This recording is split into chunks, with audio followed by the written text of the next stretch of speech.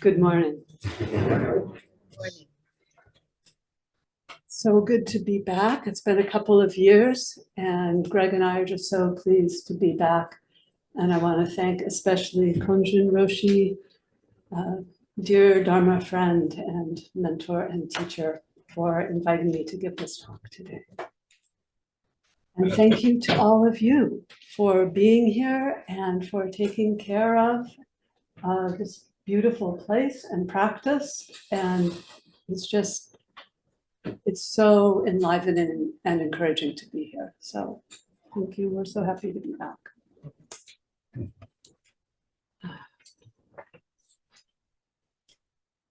So today I want to talk about, there's two things that will get woven together in some way. And I want to start with a short piece of writing by Naomi Shihab Nye, the poet. She lives in San Antonio. It's not a poem, it's a story about her. It's a story about poetry in a way. And she says, when she was teaching poetry in Japan, she learned the word yutori from one of her students. The student said, "Here in Japan, we have a concept called yutori, and it is spaciousness. It's a kind of living with spaciousness. For example, it's leaving early enough to get somewhere so that you know you're going to arrive early. So when you get there, you have time to look around." The student gave all these different definitions of what yutori was to her. One of them was, after you read a poem, just knowing you can hold it. You can be in that space of the poem, and it can hold you in its space, and you don't have to explain it. You don't have to paraphrase it. You just hold it, and it allows you to see differently.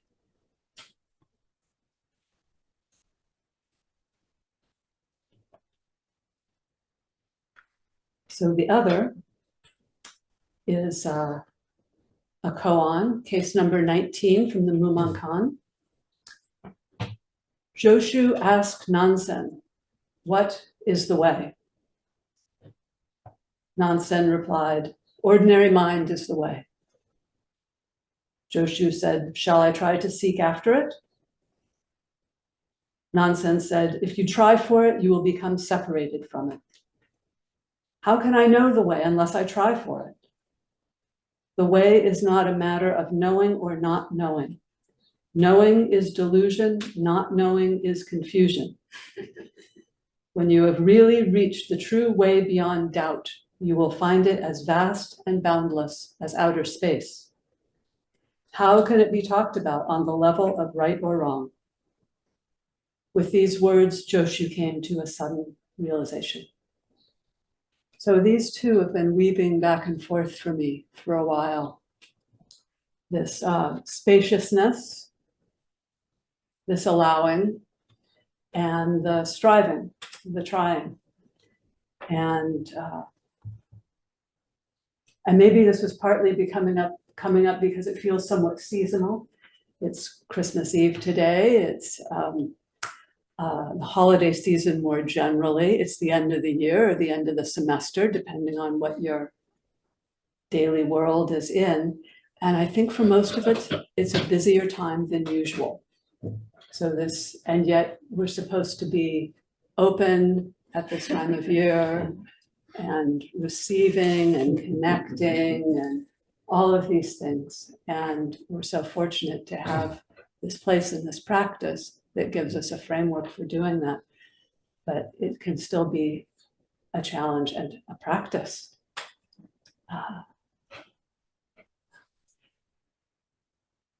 So just to say a little more about the case. So Joshu asked Nansen, or Jiaozhou and Nanchuan in Chinese, "What is the way?" So at this time, Joshu was about 20 years old. He'd been practicing with his teacher, Nansen, for a couple of years. So young and fairly young in practice. very diligent, very sincere, and he wants to know basically, what is the heart of the matter? What do I do? And Nansen just cuts through it all. Ordinary mind is the way. You're looking outside yourself. Ordinary mind is it. And Joshi says, should I try to seek after it? Should I be doing? Should I be striving? How do I practice? And Nansen immediately says, if you try for it, you'll become separated from it. But how can I know the way unless I try? By just wandering around, everything's fine, except it's not. I know it's not, so what do I do?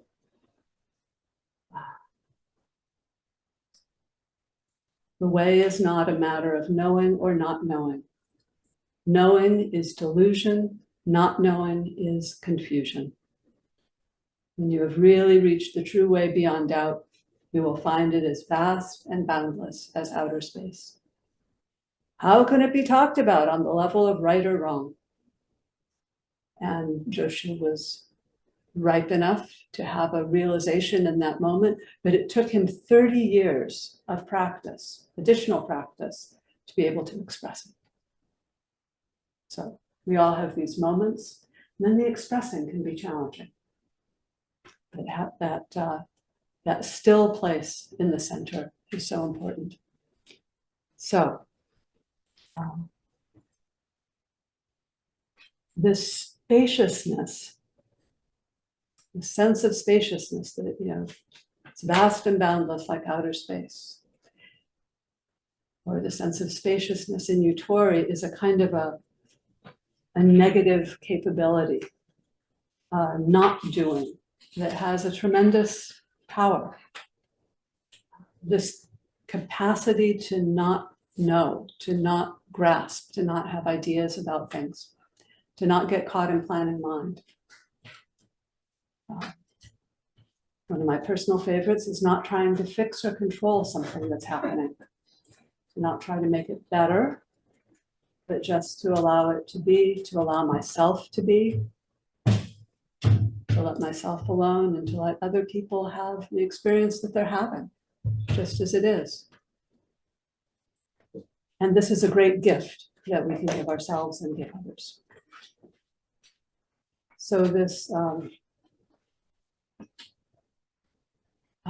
capacity was really illustrated for me. I mean, I can think of so many instances in my life that now kind of stand out as these moments. And I think maybe one of the earliest ones was that in our church when I was growing up, the pastor gave almost the identical Christmas Eve sermon every year. And it always started the same way. And this was like late 1960s, early 1970s, just to place it for you. And stores closed down early on Christmas Eve at that time. So he said, so here we all are. It's like 7:30 in the evening. It's like, and there's nothing we can do. Whatever has been done is done, and whatever is left undone is left undone. So here we are. We can just be together. And he said that every single year. And I think that was probably to help people settle after being like, oh, when I get home, I have to do this and this and this before the kids get up, and all of this. But it was this deep invitation to just settle into the moment, to settle into our imperfections. And yeah. And also my teacher, Sojin Roshi, when he would be at Tassajara, there was a little pile of zabatons, of these mats sitting by the door of the abbot's cabin, about yay high. And it was a tatami room. There was no place to sit other than on the floor. But before he was going somewhere, anywhere, the Zendo, give a talk, meet with people, he would be all dressed in his robes, and he would sit on top of that pile of zabatons. Just knees hanging down, legs hanging down. And I would knock on the door, and there he'd be sitting. He was never doing anything. when I came. And he was always completely available. He made himself available pretty continuously, especially at Tassajara, but also at his home temple at Berkeley Zen Center. If you knocked on his office door, pretty invariably answered and gave you his full attention. He was abbot and involved with many things, but that was his practice, to be receptive, to be available. So that was such a powerful teaching for me, and that it was repeated so many times. I think if it had only been 5 or 10 times, I might not have gotten the point. But just to see this, just to be able to be, not to try to fit one more thing in.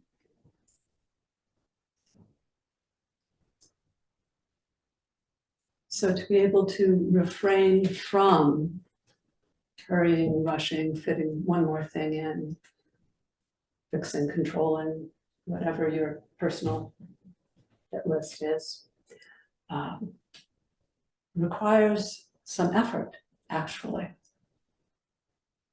It doesn't tend to happen by itself because that karmic energy is very strong. So here's the effort, and here's the koan of the koan is, do I seek it? What am I seeking?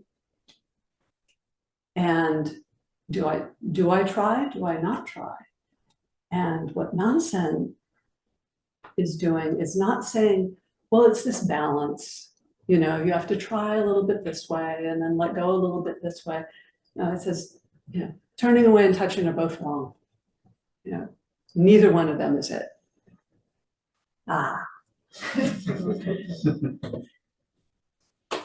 The rug removed, kicked out. And our minds still are wanting to do this. Our minds still need something to do. They need something to hang on to so that they can let go.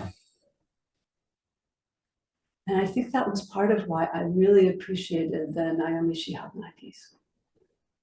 Because she's talking about, these students, as like I think high school students, maybe college, but I think high school students are familiar with this concept of yutori, of spaciousness.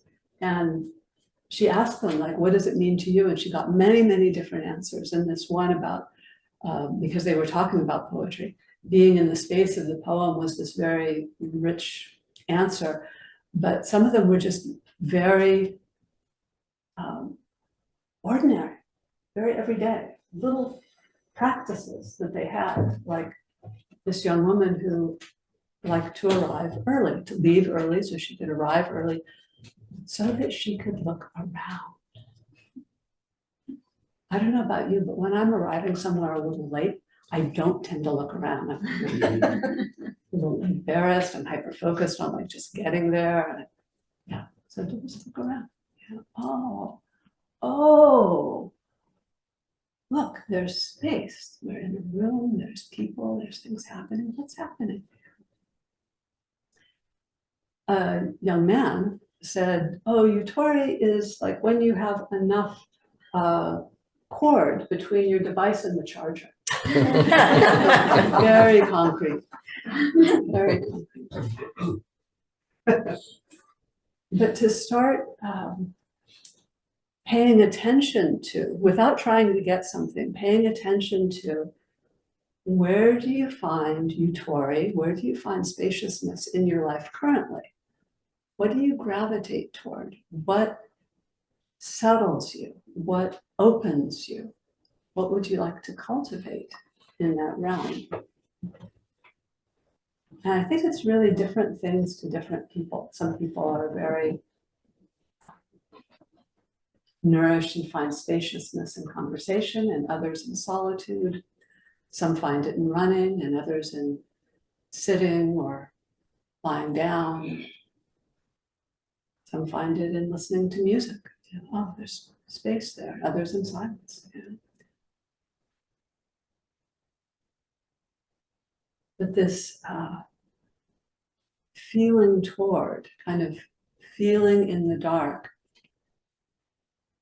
I think helps us expand our sense of what might be possible, what we might be curious about, kind of creeping out there into the unknown, into the not knowing, which we're mostly not so comfortable with.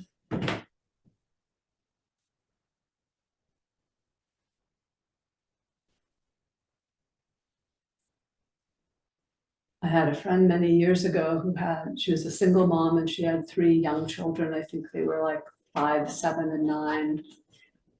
And she had a relatively new boyfriend, and the boyfriend was a body worker, very much in his body, and pretty quiet person. And the kids were rather rambunctious. And at the point when I met them, they were in the evening when it was time for them to go to bed, he would start clamoring for a massage. And he's like, okay, I'll do that, but you have to pass the flop test first.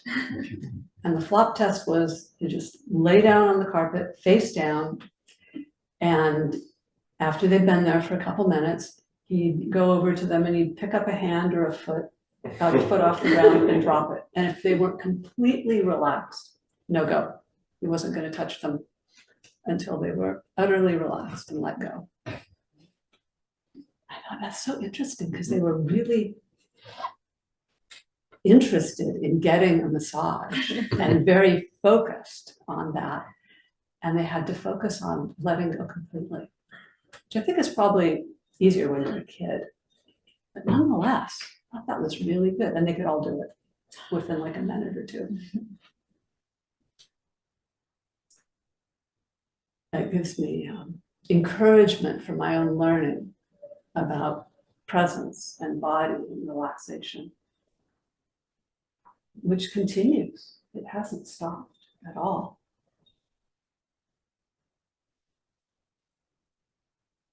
And this openness of being, the Nenju ceremony, which we do at Tassajara, it's like the end of the week during the practice periods. I don't know what Nenju means. Yeah. No. It was apparently Suzuki Roshi's favorite ceremony. And it was a mystery to most of the students why that would be his favorite ceremony, because the first, 15 or 20 minutes were spent with us standing outside the zendo in a row on the walkway. Whether it was hot or cold or whatever it was, just standing in bare feet outside interminably while virtually nothing happened, but we had to be there on time. And at some point I realized, he was going around and doing a jindo, visiting all the altars around Tassajara. And then he came in and things happened that we couldn't see in the zendo, and then we all came in and bowed to each other, and it was lovely. But it felt like half of it was something quite mysterious and boring.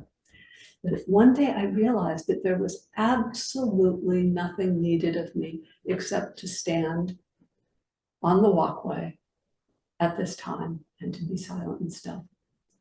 And I was a fully functioning part of the ceremony, just with that. It was enough. That was enough and more than enough, just to be there. And then I started loving Nenju as this kind of time out of time every week. And because it was, a week later, you could watch the change of the seasons. The trees would, be blooming or turning yellow or dropping their leaves, or hear different things. The flowers were doing different things. They just 1 week at a time, just the time to be. And zazen can be just a time to be. And it can be so easy to get caught up in what zazen should be, perhaps. What my zazen should be. So to just relax and let it be what it is.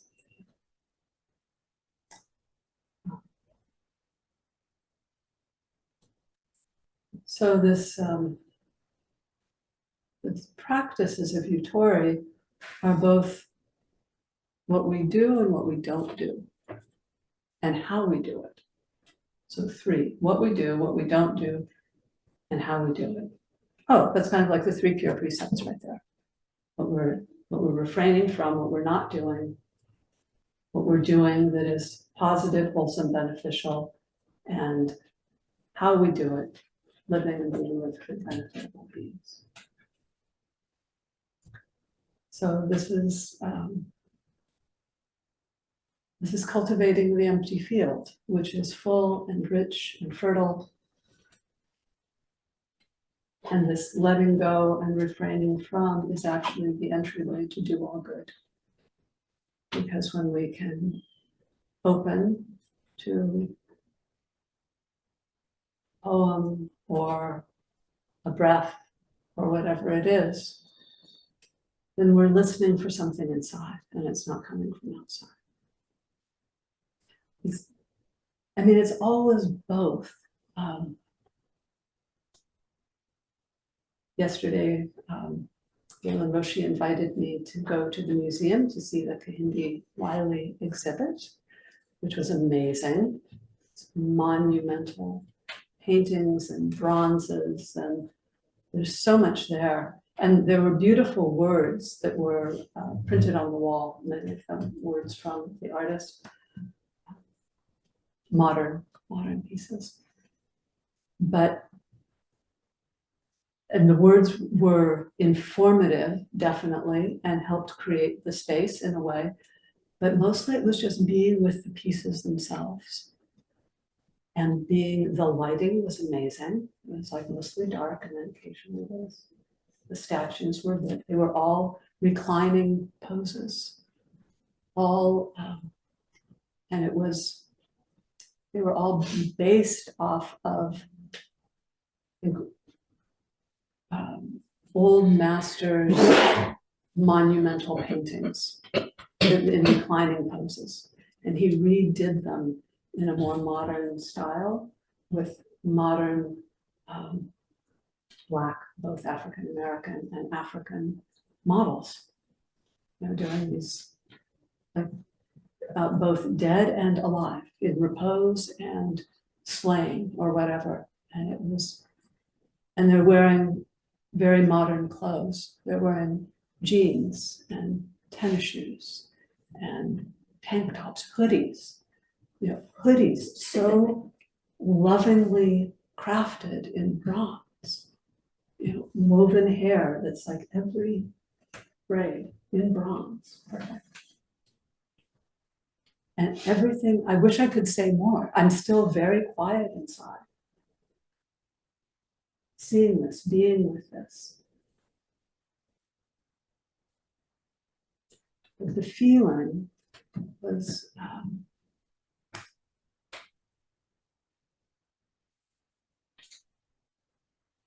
empathy,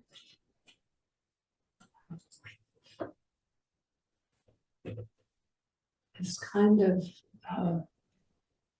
grief or loss, and so many of the figures were dead. That was what it was modeled on. And this came out after, these were all done since George Floyd and the Black Lives Matter movement kind of came out of that. And beauty, just so much beauty and humanity and a feeling of love, of deep love that the artist had for people and for these models in particular. And these works obviously required an enormous amount of effort to do. Training, sculpting, casting bronze. I think he has a whole workshop of people. So this balance, again, between the effort, maybe not striving, but effort, wholehearted effort, and receptivity and letting go, and how they mutually nourish each other, how they mutually enliven each other.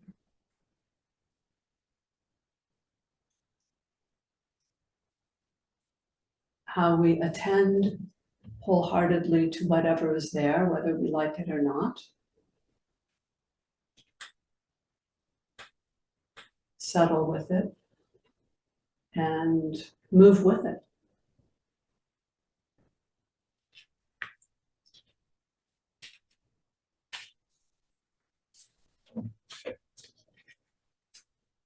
So sometimes allowing doesn't feel so available. Maybe because there's something difficult that's arising in body, mind, circumstances. So practicing with this can be very helpful because it opens more space and it helps us to become more familiar with things. Some years ago, I read about a specific meditation practice, I think not necessarily Buddhist, that wasn't the context I heard it in, that was about imagining space. Like starting maybe, imagine the space between your ears. Not to, just to imagine the space between your ears. I mean, you can't quite, which is the point. Or imagine the space around you. Or imagine the space between this and that. And it kind of lets something go a little looser. And then it becomes a practice that you can settle into. And I thought, practicing with space can be hard because it can feel groundless to really let go in that way. But it is possible to navigate space, to navigate letting go by becoming more intimate with it. It's not knowing is most intimate. What about astronauts? They have to learn how to navigate in zero gravity. And I think you mostly get nauseous in the beginning. And then you have to learn how to manage this groundlessness. And they do. So we continually learn to extend our practice to places we hadn't thought we could previously. And we so often don't recognize when we've done that because it's just normal and we kind of have been wanting to do that for a long time and now it's there and that's great, but but other people may recognize it. So please appreciate your practice and take very good care of all of yourselves. Thank you very much.